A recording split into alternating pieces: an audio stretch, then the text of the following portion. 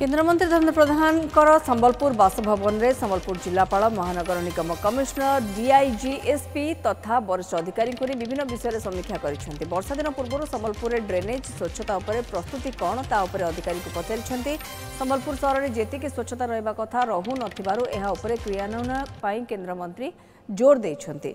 Drainage master plan पर राज्य सरकार टेंडर डकाई आसंता 2 ରୁ 3 मास भितर मास्टर प्लान सरिबो बोली केन्द्र शिक्षा मंत्री धर्मेन्द्र प्रधान कहते।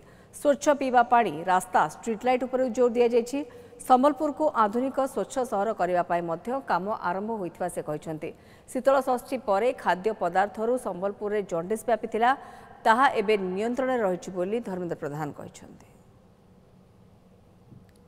वर्षा दिन आरंभ होइछि संबलपुर महानदीर कूल कारण एठिकार ड्रेनेज एठिकार स्वच्छता वर्षा दिन पूर्वर प्रशासन प्रस्तुति कौन एगुड़िक संपर्क में आज एठिक स्थानीय म्युनिसिपल कमिशनर एठिकार स्थानीय जिलापाल एसपी डीआईजी एम समस्त गोटे आलोचना है किमती आगामी दिन में यार त्वरित क्रियान्वयन हम आगामी 2-3 मास भितर तार गोटे मास्टर प्लान बनिव।